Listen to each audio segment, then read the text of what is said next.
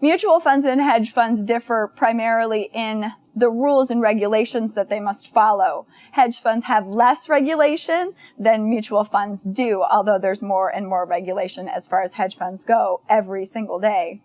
They differ as far as the fees charged, the leveraging practices that they use, pricing and liquidity, degree of regulatory oversight, and investor suitability. Hedge funds are private investment pools subject to the terms of an investment agreement entered into by the sponsor of the fund and their investors. Under the Investment Advisors Act of 1940 and the Dodd-Frank financial reform legislation, hedge fund advisors are now required to be registered with the SEC. The registration date for hedge fund advisors is the middle of the summer, 2001, unless that gets extended. There's been a lot of dates within the Dodd-Frank legislation as far as certain things that were supposed to happen by a certain date that have not happened by that specific date. So I'm not worried about the dates so much, but that there is more regulation as far as hedge fund advisors these days than there has been historically. To be an investment advisor of a mutual fund or a hedge fund, it's called Form ADV that must be filed with the SEC. We'll talk more about Form ADV in the law portion of this course. There are currently no limits on the fees that a hedge fund advisor can charge, although Form ADV does require them to disclose their fees. Typically, the hedge fund manager charges an asset-based fee and a performance-based fee, as well as a front-end sales charge. They use borrowed money, which is leveraging, and other high-risk investments.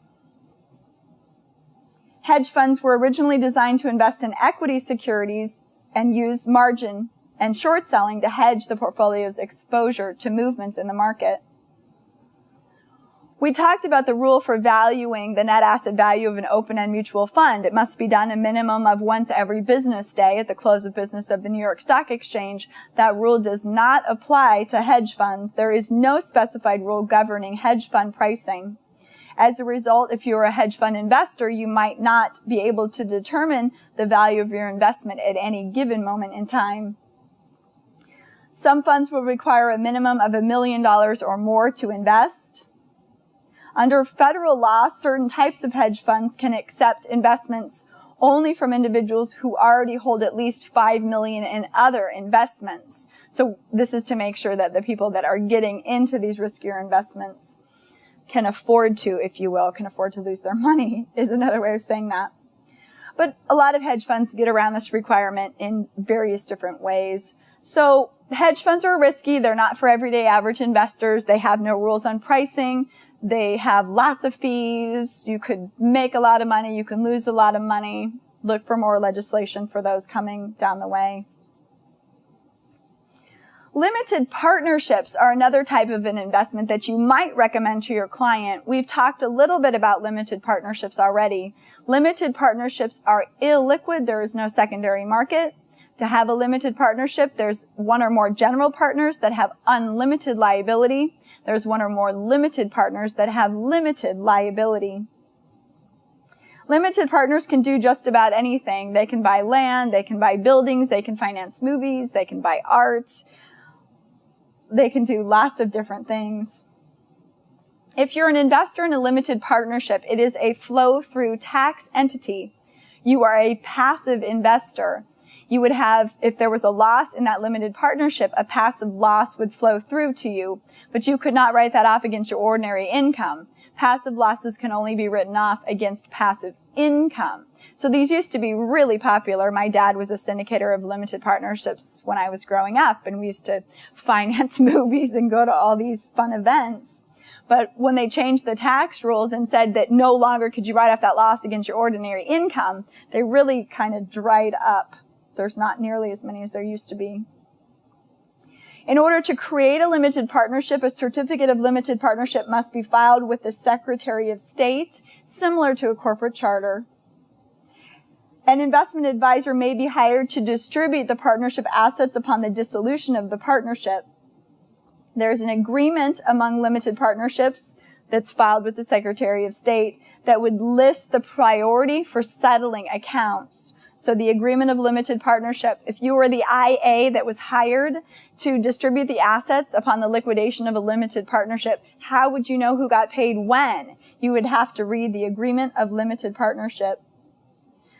Upon dissolution, secured lenders are always paid back first, then general creditors, limited partners, and lastly, the general partners. So general partners have unlimited risk and they get paid last.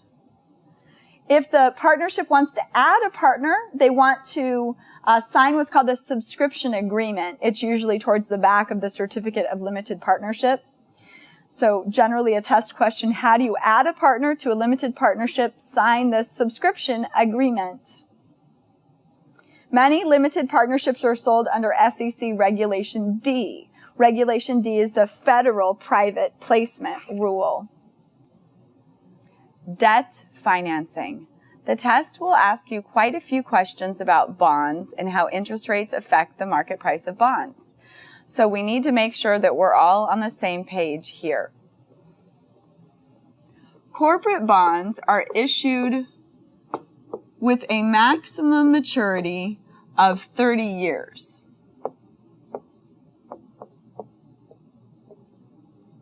Bonds trade in points. A point on a bond is equal to $10. So if you see in a test question that a bond is trading at 95, that's not $95. You need to take the 95 points and multiply it by 10. Or you can think of it as 95% of par value. Par value on a bond is $1,000. Or some of my students just like to add a zero. So any of those ways is fine. Just remember that bonds trade in points, and a point on a bond is worth $10. So what if the bond quote said 95.5? So be careful here. This is $950 plus half of 10, which is $5. So $955.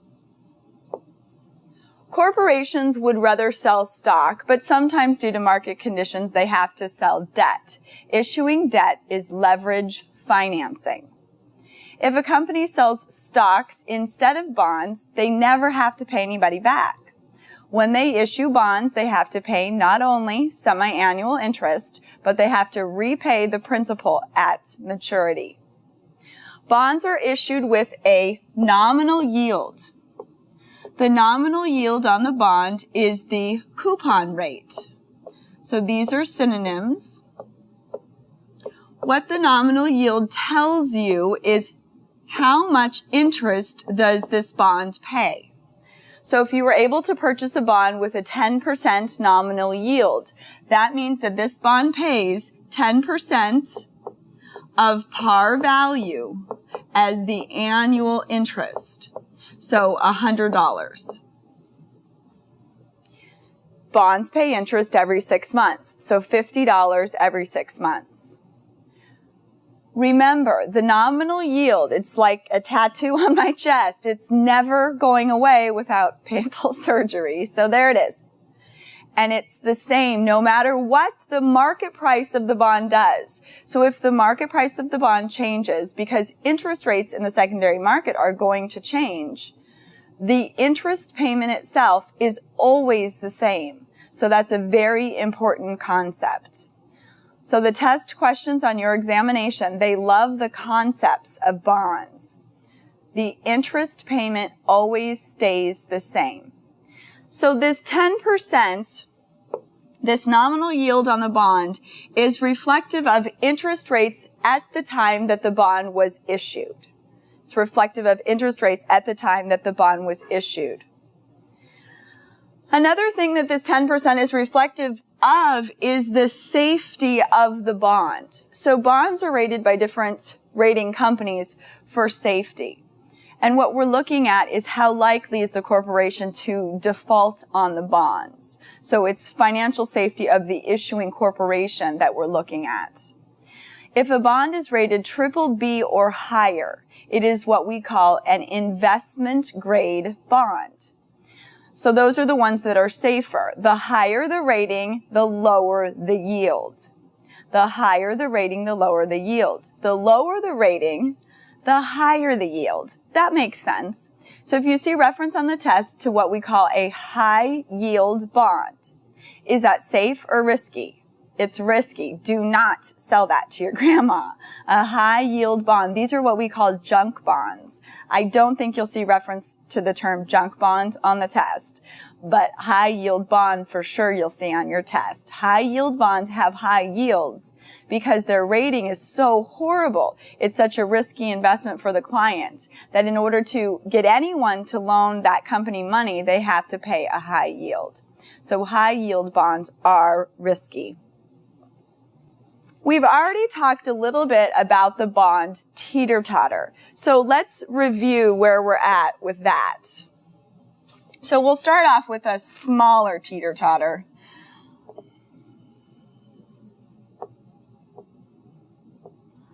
So we have the nominal yield of 10%, which never changes.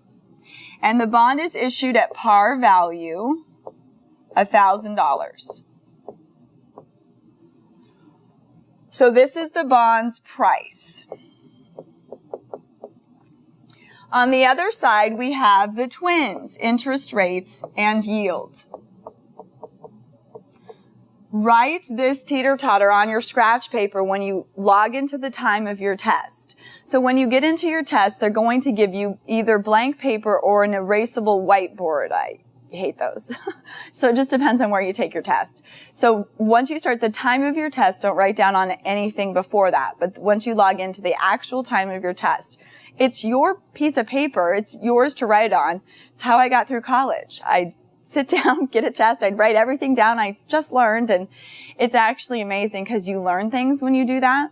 And then it frees up your brain to be able to actually think about the question. As you're reading the question, you're not thinking to yourself, oh, don't forget that thing, don't forget it, because you already wrote it down. And you know it's there for you when you need it, so it just allows you to relax a little bit, and you're going to be nervous. So I suggest that you write down, for sure, this bond teeter-totter on your scratch paper, and anything else that's hard for you, concepts that are challenging for you, please write those down on your scratch paper, and then use them.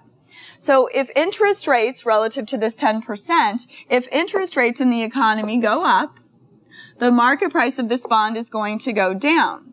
If interest rates on this bond, if interest rates in the marketplace go up, price goes down. What do the yields on this bond do? The yields on this bond go up too. So interest rates and yields move in the same direction. They move inverse. Interest rates go up, price goes down. Interest rates go up, yield goes up. So an inverse teeter-totter effect. This concept is critical to your understanding of how bonds work and getting these questions right on your test. I need to expand it a little bit more. So here we are at par value. And same old 10% yield, nominal yield. Never changes. The kids were born in New York, story from earlier in the course. We have three yields. We have current yield, yield to maturity, and yield to call. That's the order of the yields. They can't get up and move around. They're stuck on the teeter-totter exactly like that. And that's going to be important as we manipulate the interest rates in the economy. So if you're able to buy the bond at par value, your current yield and your yield to maturity and your yield to call are all going to be 10%. So right now they're all the same. If you bought the bond at par value, when the bond reaches maturity, you get back the $1,000 that you paid, and along the way you get 10% every year in interest. But in reality, the only time this bond really trades at par is when it's brand new or when it's really close to maturity. When it's close to maturity, then the market price is going to be really close to par because that's what you get when the bond matures. But the rest of the time, there's this teeter-totter effect as interest rates have gone up and down relative to this bond's nominal yield. So let's say that interest rates in the economy have gone up. So the market price of this bond has gone down. If interest rates in the economy have gone up, that means that a bond that's issued today would have a higher nominal yield than this bond that has a nominal yield of 10%. So it makes sense that the market would price this bond at less than par. This is what we call a discount. When you can buy a bond in the secondary market for less than par value, that means that it is trading at a discount. So let's say it's trading at 80 points, $10 in a point, so it's trading for $800. Let me ask you, did the interest payment on this bond change, or is it still $100? The interest payment never changes. It's still $100. So conceptually, you know the yields go like this: current yield, yield to maturity, and yield to call. And there's a test question that asks you, what is this bond's current yield? If you're still getting the same $100, the annual interest does not change. This is the formula for current yield. It's annual interest divided by the bond's current market price. If you're still getting the same $100 that you were when you bought the bond at par, but yet you pay less than par for the bond, so the bond's trading at a discount, $800. Conceptually, it makes sense that the current yield must be what? More or less than 10%. It has to be more than 10%. I cannot tell you how many students say, oh, it's 8. 100 divided by 8. No. Use that calculator like I told you. Make sure you use the calculator. The teeter-totter doesn't lie, and current yield's above 10%. So it has to be more than 8%. So use the calculator. Practice. You have to, because otherwise our brains do these really strange things with basic math. And I don't want you to miss a basic math question. I want you to get all of the easy questions right. So $100 divided by $800, it's actually 12.5%. 12.5%. So it's more than 10. Yield to maturity. I'm not going to teach you the full formula for yield to maturity. It will come up later in the course. Conceptually, however, the teeter-totter doesn't lie. Yield to maturity is above current yield. That's going to get you the question generally if you know the teeter-totter. But if you think about it, yield to maturity is taking into account not only the interest, but the fact that you paid less than par value. You paid $800 to get back, when the bond reaches maturity, $200 more than you paid. So yield to maturity, it really is a function of how long is left until maturity, and I'm not going to tell you that, so I'm just going to give you an approximation here. 13.3%. Yield to call is going to be the highest of these three. Yield to call, if a bond is callable, it means that the corporation can pay off the bondholder early. Corporations like to call bonds when interest rates have gone down enough that it makes sense for them to refinance their debt. So generally speaking, when a bond's trading at a discount, interest rates have not gone down, they've gone up. So it's very rare that an issuer would call a bond in this situation. I do need you to know, however, yield to call is what? More or less than 13.3%. It's more than 13.3% because you'd be getting that $200 more than par even sooner than having to wait till maturity. So it really, this percentage depends upon when was the bond called. So 13.5, I just made that up. It's something more than yield to maturity. If you are buying a bond at par value or at a discount, the most important yield for your investor to consider is the bond's yield to maturity. The most important yield that your investor will consider is the bond's yield to maturity. I want you to think about something. What makes the teeter-totter go? Interest rates. So bonds have interest rate risk. If your client is going to ever have to sell the bond in the secondary market, interest rates will have changed and their bond market price will be more or less than what they paid for the bond. So there's this interest rate risk. How could your investor that owns a bond avoid this teeter-totter effect? How could they avoid having to sell their bond for less than what they paid for it?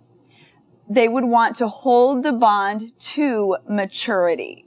So if they bought this bond at a discount, they paid $800 for the bond, and the teeter-totter, the interest rates are going to change, so the secondary market price of the bond is going to fluctuate over time. How is the client guaranteed to have a yield of 13.3%? They have to hold the bond until when?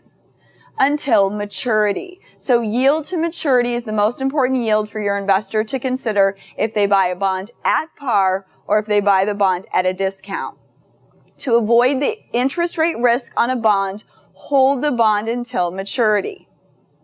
Now, let's think about that. If you bought a bond today and it's going to mature in 30 years, when you get the $1,000, your principal back in 30 years, now what kind of risk do you have? I don't even want to think about it. An iPhone, which it's of course not going to be an iPhone in 30 years, it's going to be something even cooler, is probably going to cost more than $1,000 because of what? Inflation. So if you hold a bond to maturity, you avoid the interest rate risk, but you're left with purchasing power risk. Purchasing power risk. When you hold a bond to maturity, you have purchasing power risk. They love these concepts on the test. Now, we want to talk about what if interest rates in the secondary market, instead of having gone up, what if they've gone down? So if interest rates in the secondary market have gone down, what that means is that this bond is going to have a premium associated with it. It's going to be trading at more than par value because a bond that's new, a bond that's issued at this point in time, is going to have a lower nominal yield than this 10% nominal yield on this bond. So when a bond is trading in the secondary market at more than par, we call that a premium. So let's say it's trading at 120. We know that that's 120 points, so we know it's $1,200. We know the order for the yields never changes. Current yield, yield to maturity, and yield to call. What can you tell me about this bond's current yield? Is it going to be more or less than 10%? You know this. The teeter-totter doesn't lie. What is it? It has to be less than 10%. You're still getting the same $100 in annual interest, but this time you don't pay $1,000 for it. You pay more than $1,000 for it. So $100 is what percent of $1,200? Use your calculator. What did you get? You should have got 8.3%. So annual interest, still $100, divided by $1,200, that's the bond's current market price. Yield to maturity is going to be what versus current yield? More or less than par? It has to be more or less than current yield. It has to be less than the bond's current yield. Because why? Conceptually, you know you're paying more than par value for this bond. You paid $200 more than par value. Now, depending upon when the bond reaches maturity, when it does reach maturity, so it might be in 5 years or 10 years or 20 years, you don't know. It sometimes gives you that in a question, but we'll do that math later. But when it does reach maturity, you're going to get back less than you paid for. So you pay $1,200, and when the bond reaches maturity in, let's say, 10 years, the issuer is going to pay you $1,000. They're going to pay you par value on the bond. So yield to maturity is less than your current yield, 7.9%. I mentioned why an issuer would call a bond. Issuers call bonds when interest rates have gone down enough that it makes sense for them to refinance their debt. It's like paying off a credit card with a lower interest or no interest credit card. They're still in debt. They just owe less in interest. In this situation, when a bond is trading at a premium, that premium price is because interest rates in the economy have gone down. This bond might get called. Now, not all bonds are callable, but most bonds are callable. There are non-callable bonds that you can purchase for your client, but as a general rule, they're going to have lower yields, lower interest payments than a callable bond would. So if this bond is callable, this bond's at risk for being called because interest rates have gone down. So the lowest yield when a bond is trading in the secondary market at a premium price is yield to call. All you know at this point is that it's less than the yield to maturity. So we'll say it's 7.5%. If your client is purchasing in the secondary market a bond that is trading at a premium, it is the most important yield that the investor consider, yield to call. That's because yield to call is the lowest yield that the client may experience.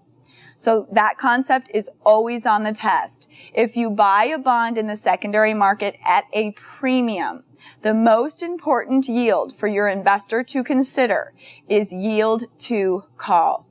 If the bond was called, this would be the lowest yield that your investor would experience. There's a couple other concepts that the test will want you to feel comfortable with here. Let's say that you got your client a bond that has a yield to maturity of 13.3. So you got your client this bond that's trading at a discount. It has a 13.3% yield to maturity. And your client decided that they're going to pick up the financial section of the newspaper and read it. It's actually like your worst nightmare. So your client calls you up and your client says, I'm reading these bond quotes and I noticed that there are bonds that pay more in annual interest than the one that you sold me. Why did you sell me one that has a nominal yield of 10% when you could have sold me one that has a nominal yield of 13%? Why would you have done that? You have to explain to your client the concept of yield to maturity. Your client doesn't really understand that even though the nominal yield is 10%, and even though a new bond might have a 13% nominal yield, you got her a bond at a discount. So in reality, her yield to maturity is equal to the new bond that is sold with a 13% nominal yield. So your client did not understand the concept of yield to maturity. So you end up having to explain that to her. A couple of questions here on this whole teeter-totter effect. They like them on the test. Another term we sometimes see for this yield to maturity is a bond's basis quote is its yield to maturity. It is the most important yield. The test will want you to feel comfortable with the concept of duration. Duration measures a bond's market price volatility as interest rates change. The bond that has the highest duration is a zero coupon bond. Zero coupon bonds.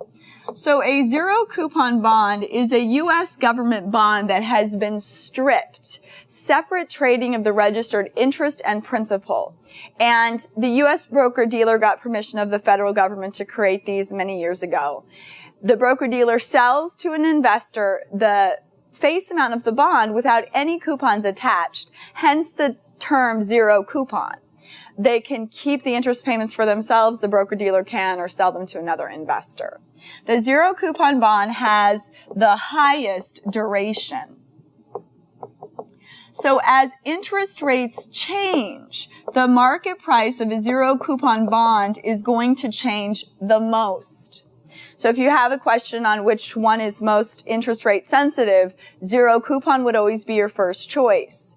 However, that's not always a choice. So what else would have high duration? Bonds with longer to maturity have higher durations, with longer periods of time left to maturity, have higher durations. It's this concept that I talked about. When a bond is getting closer to maturity, its market price is going to be close to par value. So if a bond has 30 years left to maturity, when interest rates change, the market price is going to be most volatile as far as interest rate changes go. So the test question says, which has the highest duration? A bond that matures in 5 years, 10 years, 20 years, or 30 years. You're going to pick the bond that matures in the longest term, so the 30-year bond. The bond that matures in the shortest, the 5-year bond, would have the lowest duration. Its market price would be the least sensitive to interest rate changes. We've discussed already the yield curve. It is normal that when a debt instrument has a long period of time to maturity, the investor demands a higher interest payment on that bond. So if we were looking at a treasury bill versus a treasury bond, it's perfectly normal to have the highest yield on the treasury bond. If investors have to tie up their money for a long period of time, they demand a higher yield. That would be in a normal market condition. We know that Congress sets fiscal policy and the Federal Reserve Board sets monetary policy. So both of these have an effect on the stock market. We talked about the bond's rating will affect the yield as well. Some corporate bonds are secured by collateral and some are unsecured. A debenture is an unsecured corporate bond. It's not backed by anything but the full faith and credit of the issuing corporation. A secured bond is backed by collateral. So debentures are going to have higher coupon rates, higher nominal yields than secured bonds will have because they have higher risk. The most common type of a secured bond is a mortgage bond. But there are also secured bonds that are backed by securities called collateral trust bonds and some that are backed by equipment, which are called rolling trust certificates. Convertible bonds. Preferred stock could be convertible into shares of common.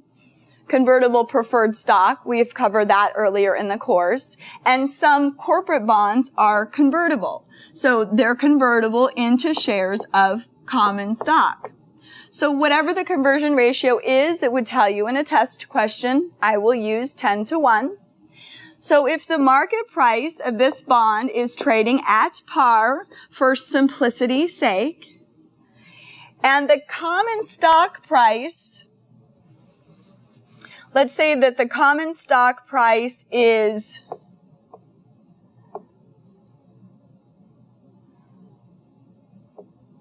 $80, would you want to convert your one bond and get 10 shares of common stock? These 10 shares of common stock are worth how much? $800. Would you want to convert? No. This would be below parity. What would common stock have to be trading at to make it equal, to make it in parity? $100. And any time the common stock was trading at more than $100, let's say it was trading at $120 a share, would you want to give up your one bond, get something worth $1,200 in exchange? Yes, of course you would. This would be above parity, a securities arbitrage situation. Go for it. Take advantage of it if you can find it. Because in reality, the market price of the convertible bond will trade in parity. But conceptually, they like to ask on the test, should you convert it, should you not? If it's above parity, then you should convert the bond. Convertible bonds, because they do have that special feature, would generally be issued with a lower nominal yield than a bond that did not have the special feature of being convertible into shares of that issuer's common stock. Bonds are redeemed when they reach maturity for par value by the issuer. So bonds are redeemed at maturity. And we mentioned already that some bonds are callable and some bonds are non-callable. Non-callable bonds will have lower coupon rates than callable bonds. Some bonds, instead of being non-callable, will offer call protection, or they can't be called during the beginning period of time of the bond, like 5 years. So there's a trust indenture that would describe the corporate bond, that would describe how long the bond would be non-callable for, how long the call protection lasts for. Remind me again, what is the situation that would make an issuer want to call a bond? Because interest rates in the economy have gone where? If they have gone down enough that it makes sense for them to pay off the existing bondholders. Very oftentimes when they call a bond, the issuer, they know they're ticking off their investors, so they pay what's called a call premium. So if a bond is called, for example, at 103, that means that it was called at 103% of par, so that the issuer, instead of waiting to maturity and paying $1,000 to the bondholder, pays $1,030. So it's this little bit extra, this call premium that the issuer pays, because they really are ticking off their bondholders. Refunding is this idea that the U.S. government is famous for this. They pay off maturing debt by the proceeds of the issuance of new debt, refunding. Seniority. We mentioned the list of seniority in the event of a corporate liquidation. So after taxes, if a company goes broke, the IRS got paid first, then secured bondholders got paid, then debentures. Preferred stock was next, and common stock was last. Anything above common stock in the list of seniority we call a senior security. So that's the discussion for corporate bonds. I would not be surprised if you had half a dozen questions on bonds. So the concepts are things that they love on your exam. U.S. government securities. The U.S. government issues debt. And there's two broad categories of U.S. government securities. There are those that cannot be sold in the secondary market. These are called non-marketable. And there are those that trade in the secondary market. These are marketable securities. So the non-marketable U.S. government securities, these are your savings bonds. You can buy them directly from the Treasury online. You can buy them from banks. You redeem them usually at a bank. So Series EE savings bonds. There's Series I savings bonds as well. Non-marketable debt of the U.S. government, savings bonds. Marketable U.S. government debt. We introduced the idea of Treasury bills, Treasury notes, and Treasury bonds. Which one makes up the bulk of the money market? T-bills. They're sold at a discount. They have maturities of 4 weeks, 13 weeks, 26 weeks, and 52 weeks. So they're as liquid, as close to cash as you can get. Treasury notes mature in 1 to 10 years. They're sold at face value and pay semi-annual interest. Treasury bonds mature in 10 to 30 years. They're also sold at face value and pay semi-annual interest. We talked about the normal yield curve, where it's normal that the yield on the bond is the highest and the yield on the bill is the lowest. That's not always what happens, but that's what we call a normal yield curve.